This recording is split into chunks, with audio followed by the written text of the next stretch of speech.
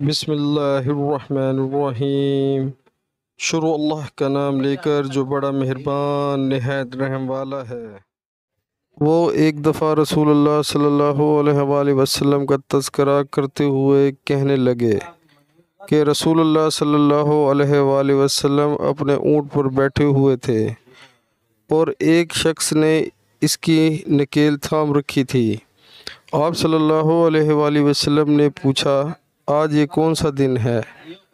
ہم خاموش رہے حتیٰ کہ ہم سمجھے کہ آج کے دن کا آپ کوئی دوسرا نام اس کے نام کے علاوہ تجویز فرمائیں گے۔ پھر آپ صلی اللہ علیہ وآلہ وسلم نے فرمایا، کیا آج قربانی کا دن نہیں ہے؟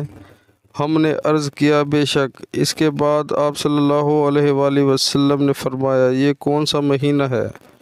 ہم اس پر بھی خاموش رہے اور یہی سمجھے کہ اس مہینے کا بھی آپ اس کے نام کے علاوہ کوئی دوسرا نام تجویز فرمائیں گے۔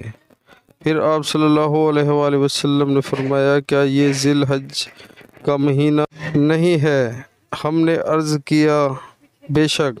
آپ صلی اللہ علیہ وآلہ وسلم نے فرمایا، تو یقیناً تمہاری جانیں اور تمہارے مال اور تمہاری آبرو تمہارے درمیان اسی طرح حرام ہیں جس طرح آج کے دن کی حرمت تمہارے اس مہینے اور اس شہر میں ہے۔ پس جو شخص حاضر ہے اسے چاہیے کہ غائب کو یہ بات پہنچا دے، کیونکہ ایسا ممکن ہے کہ جو شخص یہاں موجود ہے وہ ایسے شخص کو یہ خبر پہنچائے جو اس سے زیادہ حدیث کا یاد رکھنے والا ہو۔ پیارے مسلمانوں، اللہ تعالی ہمیں حدیث پاک سننے اور اس پر عمل کرنے کی توفیق عطا فرمائے، آمین۔